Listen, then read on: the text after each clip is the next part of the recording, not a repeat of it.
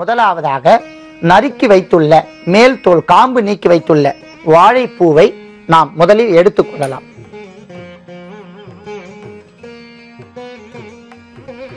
அடுத்ததாக நாம் கடலை பருப்பை இந்த மாதிரியான வடை செய்வதற்கு முன்பாகவே நாம் கடலை பருப்பை தண்ணீரில் நன்றாக ஊற வைத்து விடவும். சுமார் ஒரு அரை மணி நேரம் ஊற வைத்தால் கடலை பருப்பு பரிபூர்ணமாக ஈரமாக ஊறிவிடும். இப்போது நாம் காய்ந்த கடலை பருப்பை எடுத்துக்கொண்டுள்ளோம். ஊற வைத்து விட வேண்டும். அரை மணி நேரம் ஊற வைத்த பருப்பை எடுத்துக்கொள்ளலாம். அடுத்ததாக பச்சை மிளகாய்.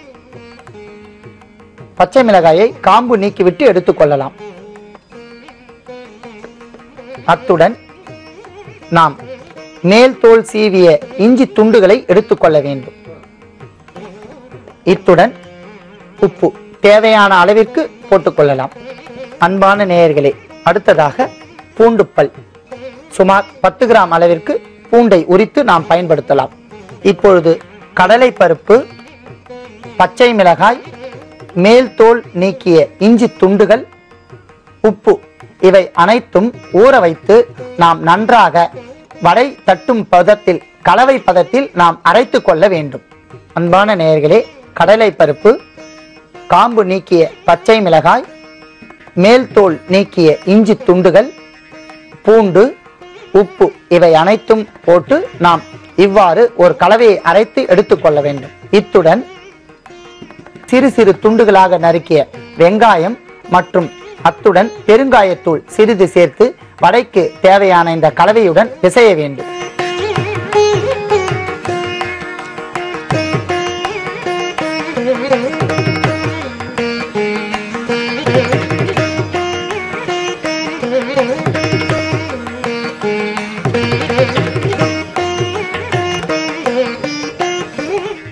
அடுத்ததாக மேல் தோல் நீக்கிய மற்றும் அந்த நரம்பு என்று சொல்லக்கூடிய நீக்கிய அந்த வாழை பூவினுடைய நறுக்கிய துண்டுகளை அதனுடன் சேர்க்க வேண்டும்.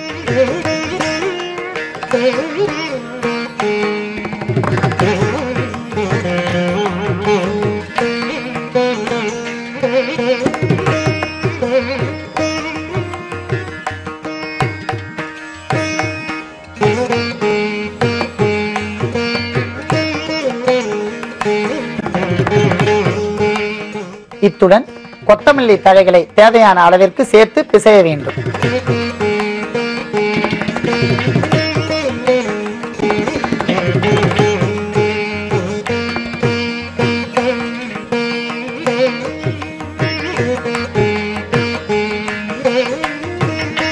அடுத்ததாக கறிவேப்பிலையை சேர்த்து பிசைய வேண்டும்.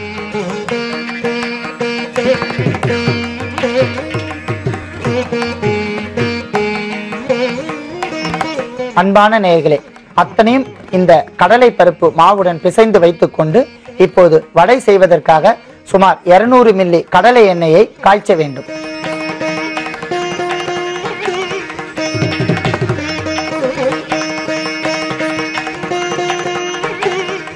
காய்ந்த எண்ணெயில் நாம் கலக்கி வைத்துள்ள அத்தனை கலவைகளையும் சேர்ந்து பிசைந்து வைத்துள்ள இதை இப்போது சிறு சிறு உருண்டைகளாக எடுத்து இப்போது வடைக்கு நாம் தட்டி கொண்டு காய்ந்த எண்ணெயில் இட வேண்டும்.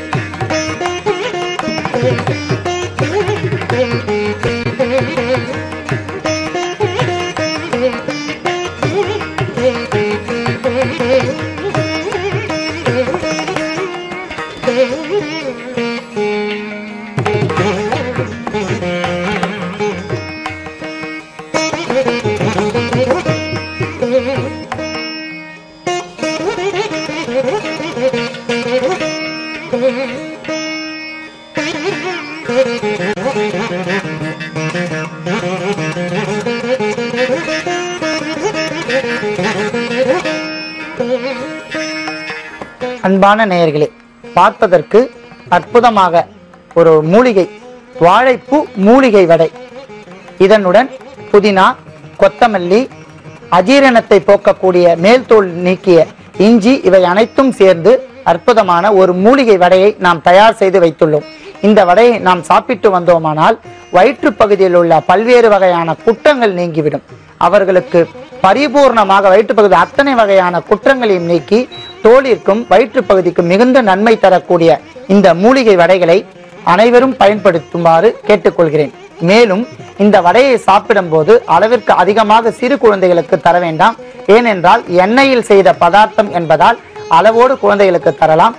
பெரியவர்களை இதை உண்டு பின்பு சிறிது இஞ்சி சாறு அல்லது இஞ்சி துவையலை சேர்த்து சாப்பிட்டு வந்தோமானால் அவர்களுக்கு ஜீரண சக்தி முழுமையாக ஏற்பட்டு குடலில் உள்ள புண்களை ஆற்றக்கூடிய அற்புதமான இந்த வடையை அனைவரும் சாப்பிட்டு நோயின்றி வாழ வேண்டுகிறேன். நன்றி, வணக்கம்.